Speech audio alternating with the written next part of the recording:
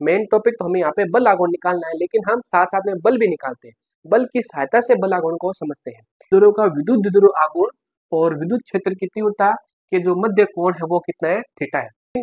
इसका मतलब ये होगा परिणामी मान 0 आ गया तो ये स्थानांतरण गति नहीं कर सकता, यानी ये स्थानांतरण गति नहीं कर सकता। थे तो आप खेलते थे कि इस प्रकार से इसको मारा, जैसे पेन है, पेन को ऐसे मारते टेढ़ा, पेन को ऐसे मारते। अगर आप देखो एक बल तो लग रहा है इस दिशा में और एक बल इस दिशा में लग रहा है, तो ये हमारा बल आघूर्ण आ गया। अब थीटा साइन थीटा की कोई भी मान नहीं होगी, कोई मात्रक नहीं होगा।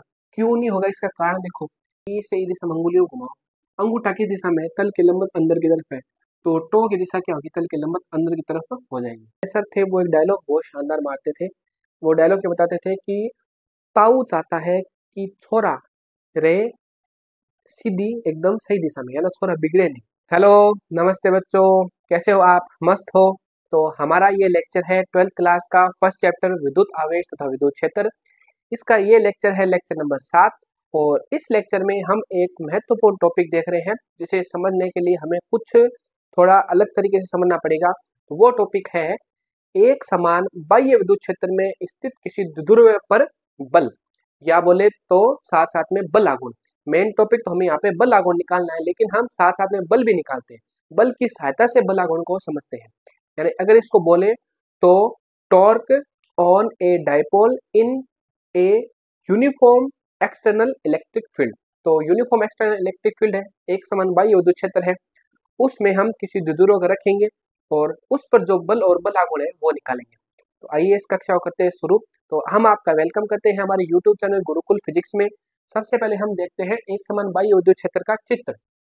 तो अगर आपको पूछे कि एक समान बाह्य विद्युत क्षेत्र का चित्र बनाना है, तो एक समान बाह्य विद्युत क्षेत्र बनता कैसे और किसकी सहायता से बन सकता है, तो आपको ये बताना है कि कोई चालक की सतह है वो एक समान बाह्य विद्युत क्षेत्र बनाती है।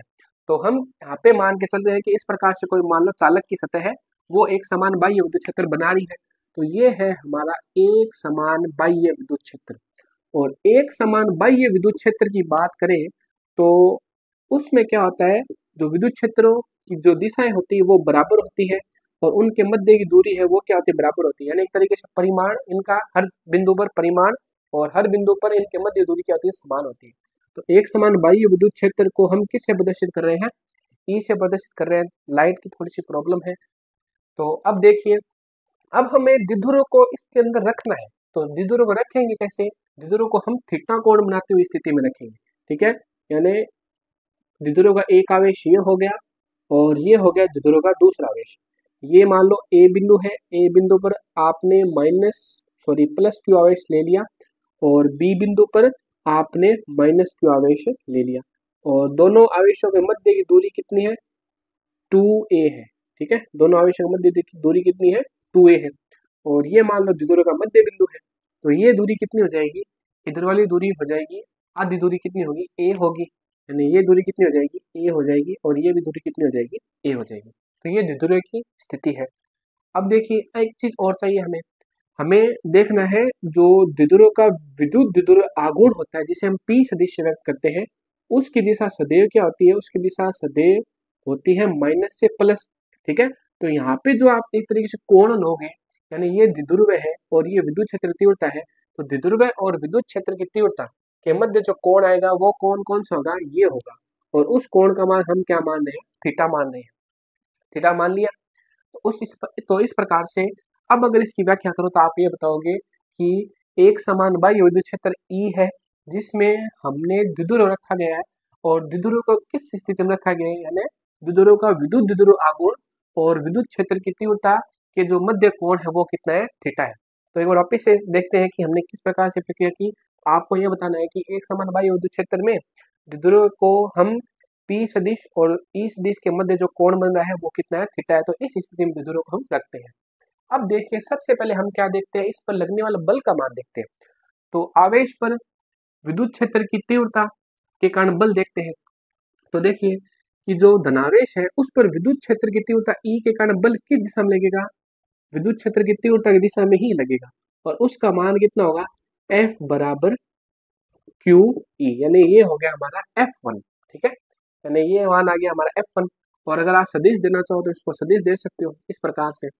और माइनस क्यू आवेश पर विद्युत क्षेत्र की तीव्रता के कारण बल की दिशा क्या होगी, विद्युत क्षेत्र की तीव्रता की विपरीत दिशा में होगी, ये क्या हो जाएगा, F2 सदिश हो जाएगा।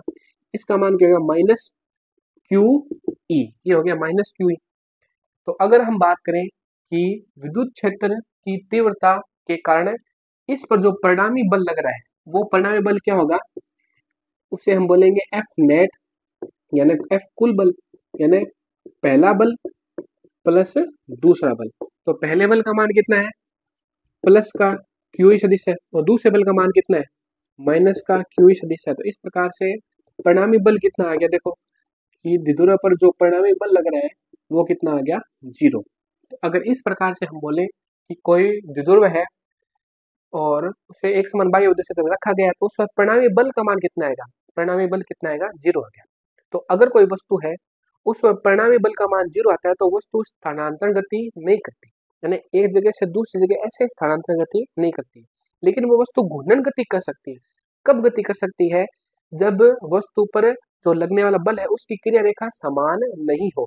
तो अगर मान लो कि अगर इसको हम इस प्रकार से समझे कि ये हमारा द्विध्रुव है, तो इस पर एक बल इस दिशा में लग रहा है, एक बल इस दिशा में लग रहा है, दूसरा बल इस दिशा में लग रहा है, इन दोनों बलों का परिणामी मान कितना आ गया, 0 आ गया।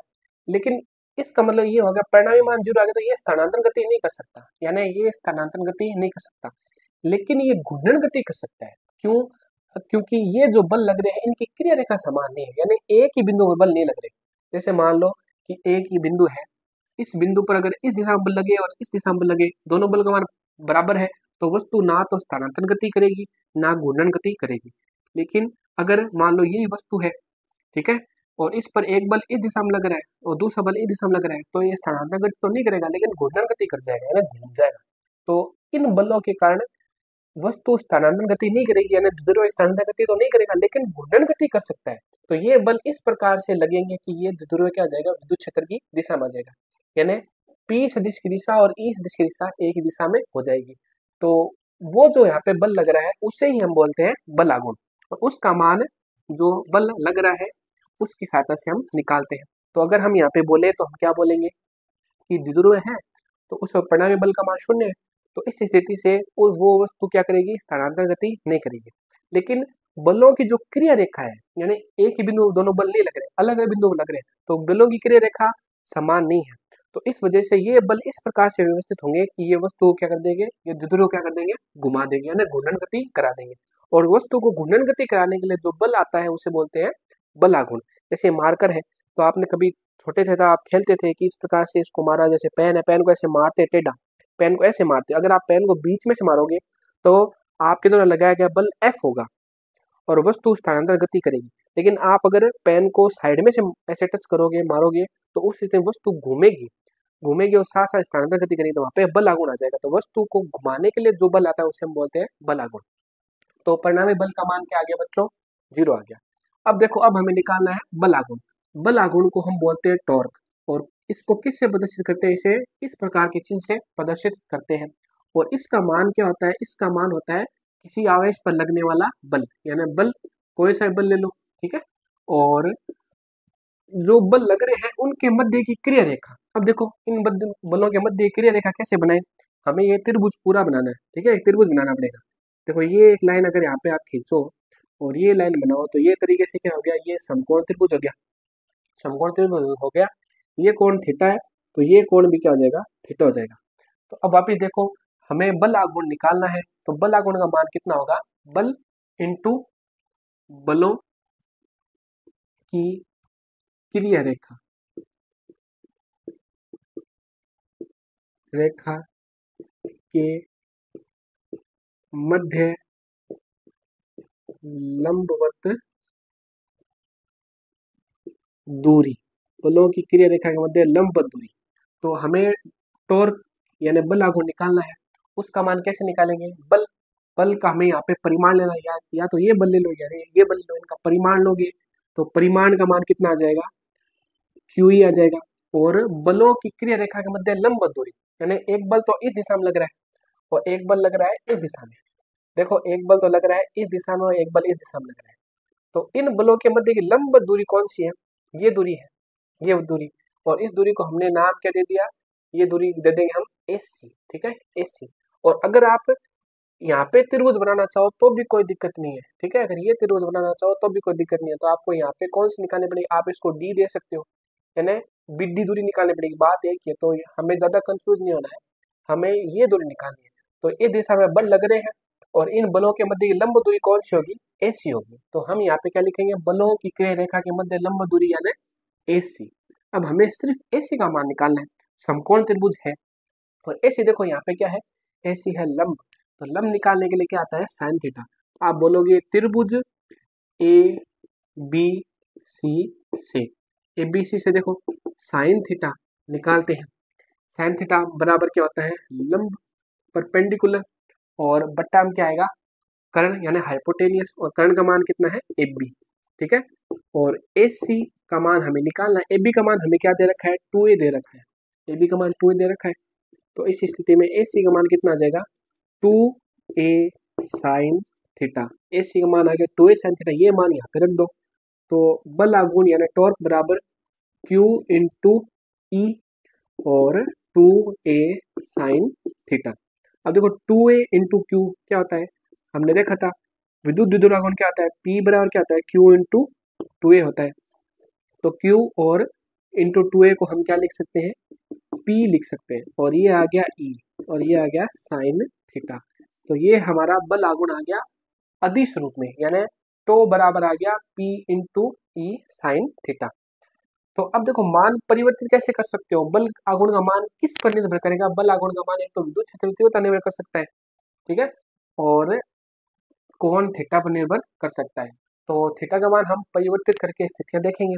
पहले इसका हम सदिश रूप लिखना चाहें तो हमने देखा था 11वीं क्लास में कि ए क्रॉस बी बराबर क्या होता है, ए बी साइन थीटा, और ए डॉट बी बराबर क्या होता है, ए बी कॉस थीटा। तो अगर दो राशियां हैं और उसके साथ में साइन है तो इसको हम किस प्रकार से लिख सकते हैं, इसको सदिश रूप में हम लिख रहे हैं। तो सदिश, क्योंकि जो बल आघूर्ण है वो सदिश राशि है, इसकी एक निश्चित दिशा है, ठीक है, वो भी निकालेंगे। तो एक बल आघूर्ण इसकी निश्चित दिशा है, और फिर क्या आ जाएगा, P सदिश इंटू ई सदिश। तो ये इसका क्या है, सदिश रूप, और ये इसका क्या है, अदिश रूप। तो इतनी चीजें हमने देखी, आप नोट कर सकते हो रफ कॉपी में, ठीक है। तो टो की भी दिशा निकालेंगे और टो का मात्रक निकालेंगे, टो की विमा भी निकालेंगे, पूरा कंप्लीट करेंगे। फिर हम थीटा का अलग अलग मान लेंगे और लास्ट में देखेंगे कुछ महत्वपूर्ण जो सवाल है वो, ठीक है। तो एक बार हम यहाँ पे जगह बना रहे हैं। तो हमारे पास परिणामी बल तो आ गया 0, लेकिन जो बल है उनकी क्रिया रेखा एक समान नहीं है। क्रिया रेखा एक समान नहीं है तो बल वस्तु को क्या कर देंगे, घुमा देंगे। लाइट आ गई, वस्तु को क्या कर देंगे, घुमा देंगे। घुमा देंगे तो वहां पे घूमने वाले वस्तु को घुमाने के लिए जो बल लग रहा है वो एक तरीके से बल आघूर्ण है, उसका मान कैसे निकालेंगे, किसी एक मतलब आवेश पर लगने वाला बल और बलों के मध्य क्रिया रेखा का गुणा कर दो तो मान आ जाएगा। तो हमारे पास मान आ गया ये वाला इस प्रकार से, ठीक है। तो देखते हैं आगे। अब देखो कि हमें अगर टो का मात्रक निकालना पड़े, विमा निकालना पड़े, तो देखो मात्रक विमा कैसे निकले, थीटा साइन थीटा की कोई विमा नहीं होगी, कोई मात्रक नहीं होगा। क्यों नहीं होगा, इसका कारण देखो, क्योंकि आप क्या लिखते हो, साइन थीटा लिखते हो, ऊपर भी आप दूरी लेते हो, नीचे भी क्या लेते हो, दूरी लेते हो। भाई आपने लंब बटा क्या ले लिया, कर्ण ले लिया, एल बटा के ले लिया, तो ऊपर भी दूरी है नीचे भी दूरी है, तो इनका मात्रक कट जाएगा। तो साइन थीटा कोई मात्रक नहीं होता है। देखो P यानी एक तरीके से बल, सॉरी, विद्युत द्विध्रुव आघूर्ण। विद्युत द्विध्रुव आघूर्ण का सूत्र क्या आता है, विद्युत द्विध्रुव आघूर्ण सूत्र होता है Q इंटू 2a। तो आवेश का मात्रक होता है कुलाम और ये दूरी है तो ये हो जाएगा मीटर, यानी Q कुलाम इंटू मीटर हो गया। अब देखो E है, E का सूत्र क्या होता है, F बट्टा में Q। आपको बच्चों सूत्र याद होगा तब आप बहुत जल्दी से क्वेश्चन को सोल्व कर पाओगे, ठीक है। तो बल का मात्रक कितना होता है, न्यूटन, और आवेश का मात्रक क्या होगा, कुलाम। तो यहाँ पे आप क्या लिख दोगे, न्यूटन बट्टा में कुलाम। तो देखो कुलाम से कुलाम कैंसिल हो गया, तो एक तरीके से बल आघूर्ण का मात्रक क्या आ गया, न्यूटन इंटू मीटर। अब देखो विमा बनाते हैं, तो विमा सूत्र बनाते हैं तो हमने बताया था कि न्यूटन आएगा तो उसका याद रखना है। देखो दो चार चीज बच्चों याद कर लो, एक तो संवेग का, आवेग का, बल का, ऊर्जा का, कार्य का, शक्ति का। ये चीज याद कर लो, बार बार रिपीट होती है। जैसे पीछे भी हमने देखा था, सीधा हमें न्यूटन का विमा सूत्र सीधा आना चाहिए, वो क्या होता है, M1 L1 T-2 ये होता है किसका, बल का। और अगर अगर आ जाए ऊर्जा, ऊर्जा आ जाए तो उस स्थिति में यहाँ पे क्या हो जाएगा, 2 हो जाएगा। ठीक है, तो ये हो गया हमारा बल का, और गुणा में m1 है तो यहाँ पे L1 हो जाएगी घात। तो एक तरीके से विमा सूत्र बनाना चाहिए तो क्या होगा, m1 L2 T-2, और ये विमा सूत्र ही ऊर्जा का होता है। ठीक है, ऊर्जा और कार्य का विमा सूत्र ये होता है। तो ये हमारा बल आघूर्ण का पूरा मान हो चुका।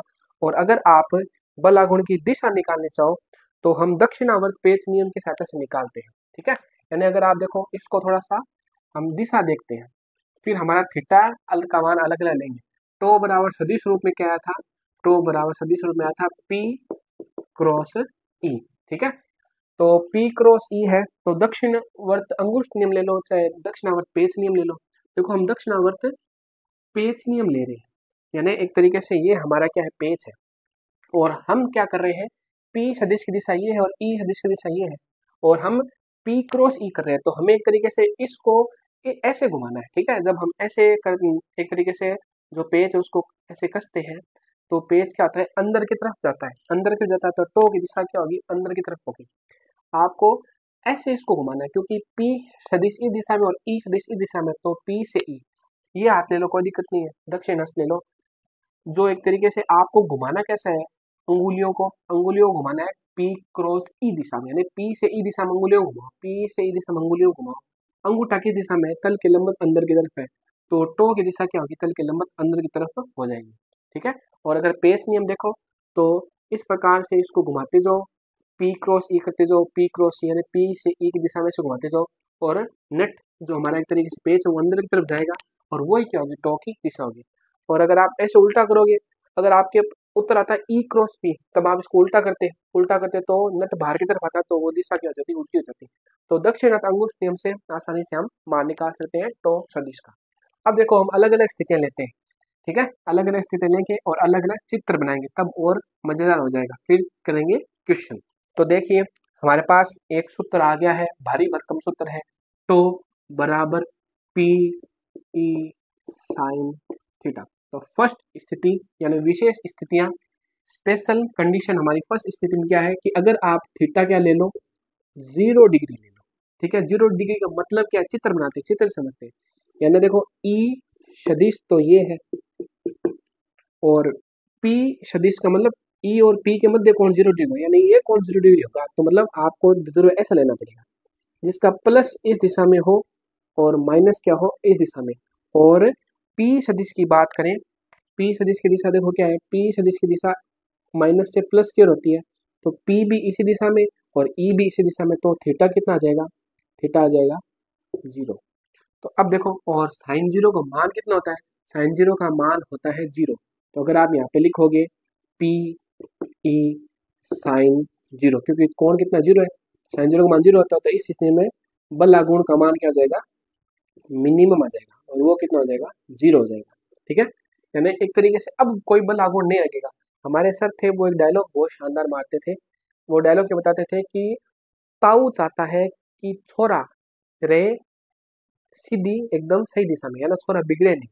तो इसका मतलब अब इसको समझते हैं, यानी टॉर्क, यानी टॉर्क ये चाहता है कि डाइपोल यानी विद्युत द्विध्रुव वो कह रहे हैं विद्युत क्षेत्र की दिशा में रहे। ठीक है, कि यानी देखो विद्युत द्विध्रुव कह रहे हैं विद्युत क्षेत्र की दिशा में रहे। तो एक चीज हमारे यहाँ पे थोड़ी सी भूल गए थे, जो एक तरीके से बल आघूर्ण है, बल आघूर्ण इस द्विध्रुव को ऐसे घुमा देगा, क्योंकि देखो, क्योंकि इस बल और इन दोनों बलों का प्रभाव किस प्रकार से होगा कि ये द्विध्रुव इस प्रकार से घूम जाएगा। ठीक है, ये द्विध्रुव इस प्रकार से घूम जाएगा। जैसे आपने द्विध्रुव को ऐसे रखा तो इस पर एक तरीके से बल आघूर्ण इस प्रकार से लगेगा, ये सीधा हो जाएगा, यानी P सदिश और E सदिश की दिशा एक ही होनी चाहिए। ये बल आघूर्ण का मेन उद्देश्य है। बल आघूर्ण का काम क्या है कि P सदिश और E सदिश की दिशा एक रखनी है। ठीक है, अगर आप ऐसे रख रहे हो द्विध्रुव को तो वापिस बल आघूर्ण लगेगा ऐसे आ जाएगा। आप द्विध्रुव ऐसे रख रहे हो तो बल आघूर्ण लगेगा वापिस ऐसे हो जाएगा। आप द्विध्रुव ऐसे रख रहे हो तो बल आघूर्ण लगेगा वापिस ऐसे हो जाएगा। तो टॉर्क क्या चाहता है कि डाइपोल रहे विद्युत क्षेत्र की दिशा में, यानी P सदिश और E सदिश की दिशा एक ही होनी चाहिए, ये इस बल आघूर्ण का उद्देश्य है। ठीक है, ये यही काम करते हैं कि P सदिश की दिशा और E सदिश की दिशा एक दिशा में रहे। क्यों रहे भाई, क्यों रहे, रटने की जरूरत नहीं, क्यों रहे, क्योंकि देखो ये प्लस है ना, तो प्लस इस दिशा में लगेगा, और माइनस है तो माइनस उस दिशा में लगेगा, तो अपने आप ऐसे हो जाएगा। हम तो बता रहे हैं टो की सहायता से, टॉर्क सहायता से। तो टॉर्क आता है कि डायपोल है विद्युत क्षेत्र की दिशा में, यानी P सदिश E सदिश की दिशा क्या रहे समान है। उसी प्रकार से ताऊ चाहता है कि जो लड़का है वो भटके नहीं, एकदम सीधे सीधे रास्ते जाए और रास्ते आए। तो ये हमारा आ गया। दूसरा देखो, दूसरी स्थिति क्या बना सकते हैं। दूसरी स्थिति में थीटा का मान अगर आप क्या ले लो, थीटा का मान ले लो 90 डिग्री, ठीक है। 90 डिग्री ले लो तो आपका चित्र कैसे बनेगा, देखो चित्र आपका ऐसे बन जाएगा। ये आपने ई सदिश ले लिया, ठीक है, ई सदिश ले लिया और विद्युत को आपने कैसे रख दिया, मान लो ये हो गया, मान लो ई सदिश। ई सदिश हम ले रहे हैं, यानी विद्युत क्षेत्र की तीव्रता ये है। और विद्युत आप कैसे रख रहे हो, विद्युत रख रहे हो ऐसे ऐसे, प्लस का क्यू ऊपर की दिशा में, माइनस क्यू नीचे दिशा में, पी सदिश की दिशा क्या है इस दिशा में, और ई सदिश की दिशा क्या है इस दिशा में। तो दोनों के मध्य देखो कोण कितना है, दोनों के मध्य कोण है थीटा बराबर 90 डिग्री। तो थीटा बराबर 90 डिग्री और साइन थीटा का मान कितना होता है, अधिकतम होता है, वो कितना होता है 1, ठीक है, वो कितना होता है 1। तो अगर आप टो का मान निकालना चाहो तो पी ई साइन थीटा, और थीटा यहाँ पे क्या रखें इस स्थिति के लिए 90 डिग्री, और 90 डिग्री मान कितना होता है 1 होता है। तो यहाँ पे जो बल आघूर्ण लगेगा सॉरी, तो यहाँ पे जो बल आघूर्ण लगेगा वो अधिकतम होगा, इसलिए हम यहाँ पे क्या बोलेंगे मैक्सिमम बोलेंगे, ठीक है। यानी आपका द्विध्रुव ऐसा है तो इस पर बहुत ज्यादा बल आघूर्ण लगे और ये बल आघूर्ण इसको तुरंत क्षेत्र की दिशा में लेके आ जाएगा, ठीक है, ये हो गया। अब देखो ये तो एक तरीके से स्थायी संतुलन की अवस्था है, यानी अगर इस स्थिति में आ गया ना आपका द्विध्रुव तो बाद में बल आघूर्ण नहीं लगेगा, और ये सबसे अस्थायी एक तरीके से स्थिति है, यानी यहाँ पे बल आघूर्ण का मान क्या अधिकतम होगा, यहाँ पे बल आघूर्ण का मान सबसे कम होगा, और यहाँ पे बल आघूर्ण का मान क्या होगा सबसे अधिक होगा। ये चीज हुई। अब देखो आगे देखते हैं तीसरी स्थिति। तीसरी स्थिति में हम कोण लेंगे 180 डिग्री। तो देखो अगर आप कोण 180 डिग्री ले लो तो भी साइन थीटा का मान कितना हो जाएगा, जीरो होगा। कोण 180 डिग्री और साइन थीटा का मान कितना होगा, जीरो होगा। अगर इसके चित्र की बात करें तो देखो ई की दिशा ये है, ठीक है, ई की दिशा ये है, और आपका जो द्विध्रुव है वो कैसे रखा गया है, आपने आपने द्विध्रुव को, सॉरी गिर गया मारकर, द्विध्रुव को ऐसे रख दिया, ठीक है, द्विध्रुव को ऐसे रख दिया, और ये इसका प्लस है और ये इसका क्या है माइनस। ई सदिश इस दिशा में है और पी सदिश क्या है विपरीत दिशा में, यानी पी सदिश तो इस दिशा में और ई सदिश क्या इस दिशा में। तो दोनों के मध्य कोण कितना बन रहा है, कोण बन रहा है 180 डिग्री। तो तीसरी स्थिति हमारी क्या है, थीटा बराबर 180 डिग्री की स्थिति है। अब देखो अब मान रखो तो टो बराबर पी 180 और वापिस मान कितना आ जाएगा, टो बराबर पीई 180 और 180 का मान कितना होता है साइन का जीरो होता है, तो टो का मान क्या हो जाएगा शून्य हो जाएगा।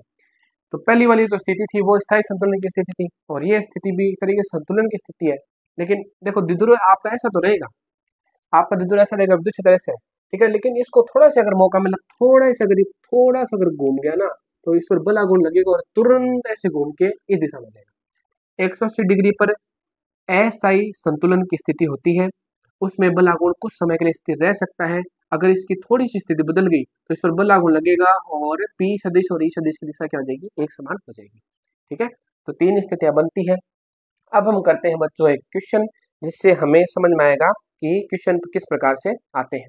क्वेश्चन ये दे रखा है कि द्विध्रुव के आवेश दे रखे हैं, ठीक है, क्यू का मान आवेश का मान दे रखा है प्लस माइनस 1000 माइक्रो कूलाम, और दोनों आवेश की मध्य दूरी कितनी है 2 मिलीमीटर दे रखी है, और विद्युत क्षेत्र की तीव्रता कितनी है 15 × 10⁴ न्यूटन मीटर कूलाम दे रखा है, और थीटा कितना है 30 डिग्री है। तो इसका अगर आप चित्र बनाओगे रफ कॉपी में, अगर आपको फिजिक्स के क्वेश्चन सॉल्व करने हैं तो संभव हो तो उनका चित्र बनाओ, चित्र बनाते ही हमें समझ में आ जाएगा, ठीक है। देखो इस प्रकार से हम चित्र बना रहे हैं, चित्र और सूत्र दोनों चीज याद होगी तो हम फिजिक्स के क्वेश्चन आसानी से कर पाएंगे। ये विद्युत क्षेत्र की तीव्रता की दिशा हो गई, और आपने द्विध्रुव ले रखा है 30 डिग्री पर, ठीक है। तो मान लो इस प्रकार से हमने द्विध्रुव ले रखा है, और इस द्विध्रुव का ये वाला आवेश होगा आपका प्लस का क्यू, ये वाला आवेश होगा माइनस का क्यू, और पी सदिश की दिशा क्या होगी ये दिशा होगी, पी सदिश दिशा और ई सदिश की दिशा के मध्य कोण कितना है 30 डिग्री है। तो एक तरीके से बल आघूर्ण निकालना है, तो बल आघूर्ण क्या करेगा इसको इस दिशा में क्या कर देगा संरेखित कर देगा, यानी पी सदिश की दिशा और ई सदिश की दिशा क्या हो जाएगी एक ही हो जाएगी। तो बल आघूर्ण का निकालना है तो बल आघूर्ण के लिए सूत्र चाहिए। तो देखो तो बराबर क्या होता है पी ई साइन थीटा, ठीक है, और पी को हम कैसे लिख सकते हैं, P को हम लिख सकते हैं Q इंटू 2A इंटू ई साइन थीटा। अगर हमारे पास P का मान सीधा दे देते या आप सीधा निकाल भी सकते हो, कोई दिक्कत नहीं है, तो आप सीधा रख सकते हो। ठीक है, तो देखो अब मान रखते हैं Q का मान कितना है, Q का मान है 1000 माइक्रोकुलाम, तो इसको माइक्रोकुलाम को चेंज करना पड़ेगा। ठीक है, यानी 1000 को ले सकते 10 की घात 3 और माइक्रोकुलाम को क्या ले सकते 10 की घात -6, ये हो गया कुलाम। इसको अगर सरल करोगे 10 की घात +3 10 की घात -6, दोनों सरल करोगे 10 की घात कितना आ जाएगा -3 कुलाम। 2 मिलीमीटर है, 2 मिलीमीटर को मीटर में चेंज करोगे तो लिख लो 1 मिलीमीटर बराबर होता है 10 की घात -3 मीटर। ठीक है, और 1 मीटर बराबर होता है 10 की घात 3 मिलीमीटर। तो ये दोनों में संबंध है, यानी 1 मिलीमीटर बराबर 10 की घात -3 मीटर, तो 1 मीटर बराबर होता है 10 की घात +3 मिलीमीटर। तो हमने इसको बदल दिया, मिलीमीटर को मीटर में चेंज कर दिया। ठीक है, तो यहाँ पे हमें क्या लिखना पड़ेगा, माइनस लिखना पड़ेगा, और ये हो जाएगा मीटर, क्योंकि 1 मिलीमीटर बराबर 10 की घात -3 मीटर। तो ये चीज आ गया, मान रखो। तो देखो Q का मान कितना है, 10 की घात -3 है। 2A का मान कितना है, दूरी कितनी है, आवेशों का मध्य की 2 इंटू 10 की घात -3। ठीक है, और E का मान कितना है, E का मान है 15 इंटू 10 की घात 4, और साइन 30 है। ठीक है, साइन 30 डिग्री है, तो 30 डिग्री का मान कितना होता है साइन का, साइन 30 का मान होता है 1/2, 1/2 होगा साइन 30 का मान। तो 2 से देखो 2 कैंसिल हो गया, ये -3 माइनस का 6 और ये प्लस का 4, तो एक तरीके से मान कितना आ जाएगा 15 इंटू, एक तरीके से माइनस का 6 और प्लस का 4 है तो माइनस का 2। अब बताओ मात्रक क्या आएगा, न्यूटन इंटू मीटर। तो बल आघूर्ण का मान आ गया 15 इंटू 10 की घात -2 न्यूटन इंटू मीटर। तो ये हमारा पूरा टॉपिक कंप्लीट हो चुका है, जिसमें हमने एकदम शुरुआत से एक एक चीज बताने की कोशिश की है कि हम बल का मान कितना लेते हैं, बल आघूर्ण का मान कितना लेते हैं, और बल का मान 0 क्यों हो रहा है, और बल आघूर्ण का मान किस प्रकार से निकलेगा। चित्र की तीन कंडीशन ही हमने, थीटा बराबर 0 डिग्री, 90 डिग्री, 180 डिग्री, वो बताया, और साथ साथ मैंने मात्र निकाला बल आघूर्ण का, बल आघूर्ण की विमा निकाली, और अंत में एक कर लिया क्वेश्चन, जिससे हमारा टॉपिक पूरा हो गया। बच्चों अब हम मिलेंगे अगले वीडियो में, तब तक के लिए ऑल द बेस्ट। और छोटी सी रिक्वेस्ट ये है कि आप वीडियो को लाइक कीजिए, कमेंट कीजिए कोई डाउट है, और चैनल को सब्सक्राइब कीजिए और शेयर कीजिए ज़्यादा से ज़्यादा बच्चों तक। जहाँ तक हम ये अगर मेहनत यहाँ पे कर रहे हैं, आपको दिख रहा है मेहनत कर रहे हैं, तो ये मेहनत हम बच्चों तक पहुँचा सके। ठीक है, तो बच्चों अब मिलेंगे अगले वीडियो में।